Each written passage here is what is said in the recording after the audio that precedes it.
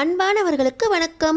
நம்ம சுட்டும் விழி சுடரே சீரியலில் நம்ம பார்வதி அக்கா கொலைக்கேஸில் அபியை காப்பாற்றுறதுக்காக சரியான நேரத்தில் சாட்சியங்களோடு வந்து நிற்கிறாரு நம்ம வெற்றி கொண்டு வந்த சாட்சியங்கள் மட்டும் போதுமா, இன்னும் கருணா தான் கொலை பண்ணாரு அப்படின்னு நிரூபிக்கிறதுக்கு என்னென்ன சாட்சிகளை கோர்ட்டு கேட்குறாங்க தெரிஞ்சுக்கிறதுக்கு முன்னாடி இந்த வீடியோக்கு ஒரு லைக் போட்டுக்கோங்க.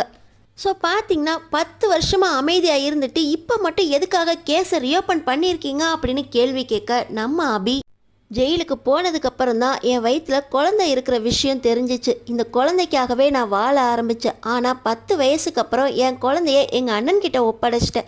என் குழந்தைக்கும் எங்கள் அண்ணனோட குடும்பத்துக்கும் கொலைகாரனால் பாதிப்பு வந்துடுமோ, என்னால் என் குழந்தை கொலைகாரியோட குழந்தை அப்படின்னு அவமானப்படுமோ அப்படின்னு பயந்து என் குழந்தைக்காக வாழணும், என் மேலே எந்த தப்பும் இல்லை அப்படின்னு நிரூபிக்கணும் அப்படிங்கிறதுக்காக தான் இந்த கேஸை மறுபடியும் ரியோப்பன் பண்ணியிருக்கோம் அப்படின்னு கோர்ட்டில் சொல்கிறாங்க அபி. பார்வதியை நீங்கள் கொலை செய்யலை அப்படிங்கிறதுக்கு மெட்டீரியல் எவிடன்ஸ் ஏதாவது உங்கள்கிட்ட இருக்கா அப்படின்னு கோர்ட்டில் கேட்குறாங்க. ஆனால் நம்ம அபிக்கு இருந்த ஒரு எவிடன்ஸும் காணமே அப்படின்னு சொல்லி பிரபாகரன் சொன்னது ஞாபகம் வர அமைதியாக இருக்காங்க சோகமாக. இன்னொரு பக்கம் பிரபாகரனுக்கு நான் சாட்சியங்களோட வந்துக்கிட்டு இருக்கேன் அப்படின்னு வெற்றி கொடுத்த மெசேஜ் தான் ஞாபகம் வருது. உடனே இந்த பிரபாகரன் சாட்சி இருக்க யுவரானர் அப்படின்னு தைரியமாக சொல்ல, சாட்சி இருக்கா அப்படின்னு பதறி போகிறாங்க இந்த கருணாகரனும் திவாகரும். ஆனால் இப்போ நம்ம வெற்றி சாட்சி இருக்கா அப்படின்னு உள்ளே நுழையும் போது இவங்க 2 பேருக்குமே ஒரே அதிர்ச்சி. பார்வதியை முதல்ல போஸ்ட்மார்ட்டம் பண்ண முதல் போஸ்ட்மார்ட்டம் ரிப்போர்ட் இதுதான் ஒரிஜினல் அப்படின்னு வெற்றி ஒரிஜினல் போஸ்ட்மார்ட்டம் ரிப்போர்ட்டை கொடுக்க, இந்த கருணாவும் திவாகரும் நம்ம தான் நேற்று ஒரு ஒரிஜினல் போஸ்ட்மார்ட்டம் ரிப்போர்ட்டை எரிச்சிட்டோமே அப்படின்னு சொல்லி அந்த நம்பிக்கையில் இந்த போஸ்ட்மார்ட்டம் ரிப்போர்ட் போலியானது, இதோட உண்மையை நீங்கள் சோதிக்கணும் அப்படின்னு சொல்கிறாங்க. உடனே ஜட்ஜு மேடமும் இந்த போஸ்ட்மார்ட்டம் ரிப்போர்ட் உண்மையானது அப்படின்னு நிரூபிக்கிறதுக்கு உங்களுக்கு என்ன சாட்சியம் இருக்கா அப்படின்னு கேட்க, இருக்காங்க யுவரானா அப்படின்னு சொல்ல எல்லாருக்குமே ஒரே ஷாக். பார்வதியை போஸ்ட்மார்ட்டம் பண்ண டாக்டர் ராமநாதன் இங்கே வந்திருக்காரு அப்படின்னு சொல்லி அந்த ராமநாதனை கூப்பிட்டு வராரு நம்ம வெற்றி. பார்த்திங்கன்னா அந்த ராமநாதன் முகத்துலேயும் நிறைய காயங்கள், வெற்றியோட முகத்துலேயும் நிறைய காயங்களோட நீங்கள் தான் பார்வதியை போஸ்ட்மார்ட்டம் பண்ண டாக்டரா அப்படின்னு சொல்லி கேட்க, ஆமாம் மேடம், என் பேர் ராமநாதன், 10 வருஷத்துக்கு முன்னாடி பார்வதியை போஸ்ட்மார்ட்டம் பண்ண டாக்டர் நான் தான் அப்படின்னு டாக்டர் வந்து நிற்க, இந்த போஸ்ட்மார்ட்டம் ரிப்போர்ட்டில் இருக்கிற கையெழுத்து உங்களது தானா அப்படின்னு கோர்ட்டில் கேட்குறாங்க. ஆமாம் மேடம், அதில் இருக்க கையெழுத்து என்னோடது தான். அப்புறம் எதுக்கு நீங்கள் டூப்ளிகேட் போஸ்ட்மார்ட்டம் ரிப்போர்ட்டை 10 வருஷத்துக்கு முன்னாடி கொடுத்தீங்க அப்படின்னு கேட்க, என்னோட மனைவி குழந்தைங்கள மிரட்டி கொன்னுருவேன் அப்படின்னு ஒரு ஃபோன் கால் வந்துச்சு, அதுக்கு பயந்து தான் ஃபேக்காக ஒரு போஸ்ட்மார்ட்டம் ரிப்போர்ட்டை மறுபடியும் கொடுத்தேன். ஆனால் அது ஃபேக்குன்னு என்னால் நிரூபிக்க முடியும், அதில் இருந்தது என் கையெழுத்து தான். இருந்தாலும் முதலாக நான் பார்வதியை போஸ்ட்மார்ட்டம் பண்ணப்போ அந்த டைமிங்கை முதல் போஸ்ட்மார்ட்டம் ரிப்போர்ட்டில் குறிப்பிட்டிருக்கேன். ஆனால் 2ஆவதாக கொடுத்த போஸ்ட்மார்ட்டம் ரிப்போர்ட்டில் இதுக்கான எந்த ப்ரூஃபும் கிடையாது. அப்போ மிரட்டினவங்க யாருன்னு எனக்கு தெரியாது. ஆனால் 2ஆவதாக கொடுத்த போஸ்ட்மார்ட்டம் ரிப்போர்ட் ஃபேக், இதில் இருக்க கையெழுத்து என்னுடையதாக இருந்தாலும் முதல்ல கொடுத்த அந்த போஸ்ட்மார்ட்டம் ரிப்போர்ட் தான், இப்போ வெற்றி கொண்டு வந்த அந்த போஸ்ட்மார்ட்டம் ரிப்போர்ட் தான் உண்மையானது, அதை உண்மையை நீங்களே கண்டுபிடிச்சிக்கலாம் அப்படின்னு சொல்லி டாக்டரும் சொல்கிறாரு. போஸ்ட்மார்ட்டம் ரிப்போர்ட்டில் கத்தியால் கொலை பண்ணல, உடம்புல விஷம் இருக்குது அப்படின்னு தெரிஞ்சிருக்கு.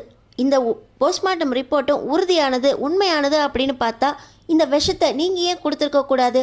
நீங்கள் கொடுக்கல, நான் கத்தியில் குத்தலை அப்படின்னா இந்த கொலையை யார் பண்ணியிருப்பா அப்படின்னு நீங்கள் நினைக்கிறீங்க அப்படின்னு நம்ம அபிக்கிட்டே கேட்க, நம்ம அபி அன்னைக்கு நடந்ததெல்லாம் உண்மையாக சொல்கிறேன் மேடம், எனக்கு இவ்வளோ தான் தெரியும் அப்படின்னு நம்ம அபி நடந்ததை சொல்ல ஆரம்பிக்கிறாங்க.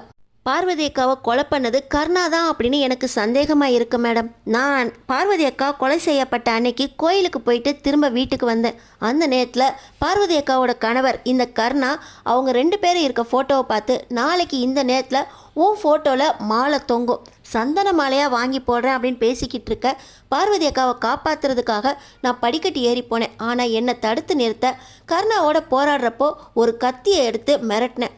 ஆனால் அந்த கருணா என்னை தள்ளி விட்டு ஒரு ரூமில் வச்சு பூட்டி வச்சிட்டான். கொஞ்ச நேரத்துக்கு அப்புறம் அந்த ரூமை திறந்து விட்டாங்க. நான் வெளியே வந்து பார்வதி அக்காவோட ரூமுக்கு உள்ளே போனேன். உள்ளே போய் பார்த்தா பார்வதி அக்காவோட வயிற்றில் கத்தி குத்தி இருந்துச்சு. அந்த கத்தியை பார்வதி அக்காவை காப்பாற்றுறதுக்காக தான் வெளியே எடுத்தேன். ஆனால் நான் அந்த கத்தியை வெளியே எடுக்கிறத பார்த்து நான் தான் கொலை பண்ணேன் அப்படின்னு எல்லாரும் முன்னாடியும் இந்த வெற்றியே சொல்லிட்டாரு. இதுதான் மேடம் நடந்துச்சு. இதுக்கு மேலே என் கணவரே என் மேலே குற்றம் சுமத்திட்டாரே அப்படின்னு உறைஞ்சு போய் அமைதியாயிட்டேன். யார் கொலை பண்ணியிருப்பா அப்படின்னு நான் சந்தேகப்படுற இந்த கர்ணாவே சாட்சியாக வந்து என் முன்னாடி நின்னப்போ இதுக்கு மேலே நம்ம வாழ்க்கையில் எதுவுமே இல்லையே அப்படின்னு ஜெயிலுக்கு போயிட்டேன். அங்கே நான் வாழணுங்கிற எண்ணத்தை உருவாக்குனது எனக்கு பிறந்த குழந்தை சுடர் தான். இந்த குழந்தை 10 வருஷமாக உயிரோடு இருக்கிற விஷயத்தையே நான் யார்கிட்டையுமே சொல்லலை. ஆனால் 10 வருஷத்துக்கு அப்புறம் இந்த கர்ணா என்னை பார்க்க வந்து ஜெயிலே வச்சு மிரட்டினாரு. அப்போ தான் ஒரு முடிவு பண்ணேன், இந்த கர்ணாவால் என் குழந்தைக்கும் என் குடும்பத்துக்கும் எந்த ஆபத்தும் வரக்கூடாது, என் குழந்தை எந்த இடத்துலையும் அவமானப்பட்டு நிற்கக்கூடாது, என் குழந்தை வாழ்க்கைக்காக நான் என் வாழ்க்கையில் நடந்த எல்லா குற்றத்தையும் வெளியே கொண்டு வரணும் அப்படின்னு முடிவு பண்ணேன் அப்படின்னு சொல்லி நம்ம அபி சொல்கிறாங்க. மயிலாட், இவங்க சொல்கிறது எதுக்குமே சாட்சியங்களே இல்லை.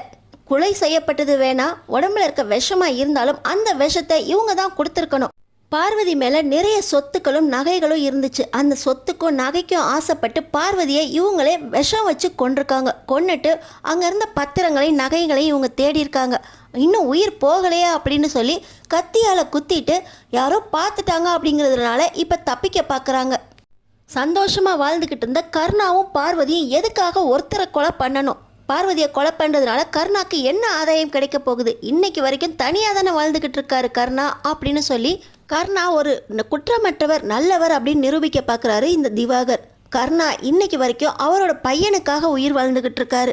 தன்னோட குழந்தைக்கு அம்மா இல்லாட்டினாலும் அம்மா அப்பா ரெண்டுமாக இருந்து தன்னோட பையனுக்காக வாழ்ந்துகிட்டு இருக்க கர்ணா மேலே இவங்க குற்றம் சுமத்துறாங்க. என்னோட வாதி கர்ணா மேலே எந்த தவறுமே கிடையாது. அவரோட மனைவியை கொலை செஞ்சுட்டு இப்போ அந்த குற்றத்தை எல்லாத்தையுமே அவர் கணவன் மேலே திருப்புறாங்க இந்த அபி.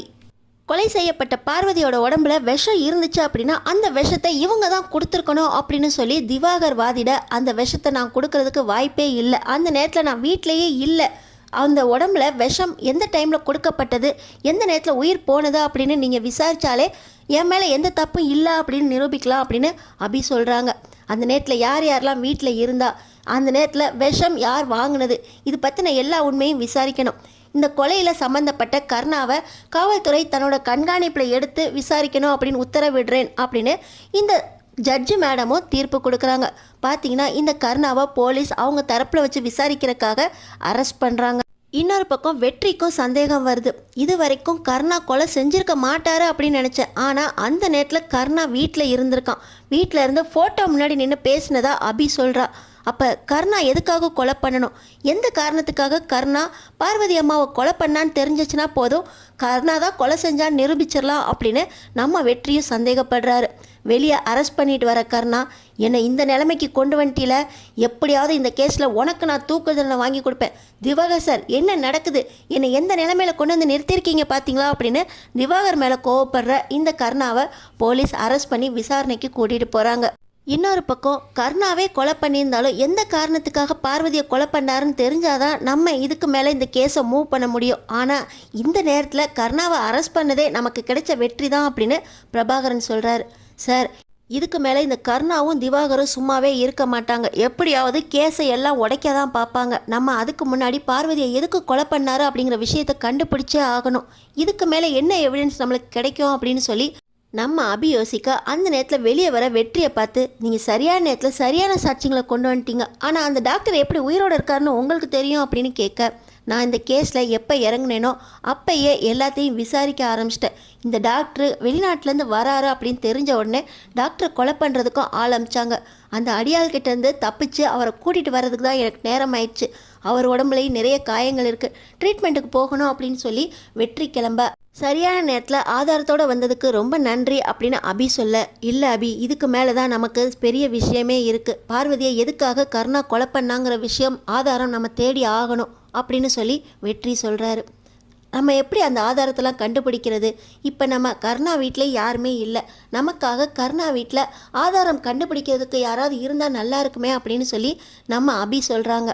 அபி, நம்ம தான் கர்ணா வீட்டில் பார்வதி அக்கா ரூமையே சர்ச் பண்ணமே, ஒன்றுமே நமக்கு கிடைக்கலையே அப்படின்னு சொல்லி பிரபாகரன் கேட்க, இல்லை சார், பார்வதி அக்காவோட டைரி ஒன்று மகேஷ் கொடுத்ததா சொல்லி சுடர் கொண்டு வந்தா. அந்த டைரி ஒன்று என்கிட்ட இருக்குது. அந்த டைரியை படித்தோம்னா ஏதாவது ஒரு ஆதாரம் எங்கேயாவது கிடைக்குமான்னு தெரியும். கர்ணாவை பற்றி கண்டிப்பாக பார்வதி அக்கா எழுதி வைப்பாங்க, அதில் ஏதாவது ஒரு மைனஸ் கிடைக்கும். அந்த டைரியை நம்ம படிக்கணும் அப்படின்னு சொல்லி நம்ம அபி பார்த்திங்கன்னா அந்த டைரியை படிக்கிறதுக்காக எடுக்கிறாங்க. இன்னொரு பக்கம் வெற்றி, என்கிட்டையும் பார்வதி அக்கா ரூம்லேருந்து எடுத்த ஒரு ஃபோன் இருக்குது. ஆனால் அது பழைய மாடல் நோக்கியா ஃபோன். இதுலேருந்து ஏதாவது ஆதாரம் கிடைக்குமான்னு பார்க்கலாம் அப்படின்னு சொல்லி வெற்றி சொல்கிறாரு. நானும் உங்களுக்கு உதவி செய்கிறேன் அப்படின்னு சொல்லி பிரபாகரனும் வெற்றியும் அந்த ஃபோனில் என்னென்ன டீட்டெயில்ஸ் இருக்குது அப்படின்னு பார்க்குறாங்க. ஒரு பக்கம் நம்ம அபி அந்த டைரியை படிக்கும்போது எல்லா பேஜஸ்லையுமே கருணாவை பற்றி ரொம்ப சந்தோஷமாக நல்ல விதமாக எழுதி வச்சுருக்காங்க. பார்வதி அக்காவும் கருணாவும் ரொம்ப சந்தோஷமாக வாழ்ந்திருக்காங்க. அப்படி இருக்கும்போது கருணா எதுக்காக கொலை பண்ணணும் அப்படின்னு சொல்லி மறுபடியும் வெற்றிக்கு கருணா மேலே சந்தேகம் வராமல் போகுது. ஆனால் பிரபாகரன் தான் கண்டிப்பாக ஏதாவது ஒரு ஆதாரம் இருக்கும் வெற்றி, நீங்கள் எதை பற்றியும் கவலைப்படாதீங்க, கண்டிப்பாக அந்த கருணா தான் கொலை பண்ணியிருக்கான், அதை நாங்கள் உங்களுக்கு நிரூபிக்கிறோம் அப்படின்னு சொல்லி வெற்றியோட மனசை மாற்றுறாங்க. இந்த நேரத்தில் கடைசி பேஜில் அந்த டைரியில் கிறுக்கல்கள் இருக்குது. அந்த கிறுக்கல்களை படிக்கிறாங்க நம்ம அபி. பார்த்திங்கன்னா எப்போவுமே எல்லா பேஜஸ்லையுமே கருணாவை பற்றி நல்ல விதமாக எழுதியிருந்த பார்வதி அக்கா கடைசி பேஜில் இப்படி எழுதியிருக்காங்களே அப்படின்னு சொல்லி என்ன எழுதியிருக்காங்க அப்படின்னு படிக்கிறாங்க. பார்வதி அக்கா உயிர் போகிற நேரத்தில் உடம்புல விஷம் கொஞ்சம் கொஞ்சமாக தன்னை கொண்டுக்கிட்டு இருக்கா. அந்த நேரத்தில் எனக்கு கருணா பாய்சன் கொடுத்துட்டாரு. என் தங்கச்சி ஸ்வேதாவை அவர் காதலிச்சிருக்காரு, எனக்கு தெரியாது. ஸ்வேதாவை அடையிறதுக்காக எனக்கு விஷத்தை கொடுத்து நான் இறந்ததுக்கப்புறம் ஸ்வேதா மனசை மாற்றி அவர் கல்யாணம் பண்ணுறதுக்கு திட்டம் போடுறாரு.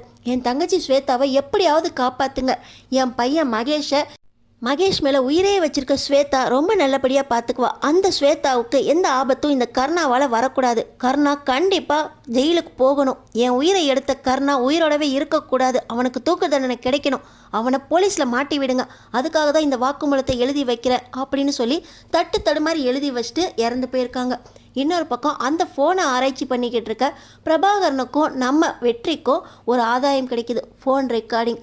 ஸ்வேதா கூட பார்வதி அக்கா கடைசியாக பேசிக்கிட்டு இருக்கும்போது தான் இந்த கருணா விஷம் மறந்த பாலை கொண்டு வந்து கொடுத்துருக்காரு. அந்த நேரத்தில் ஃபோன் ரெக்கார்ட் ஆகிட்டு இருந்திருக்கு.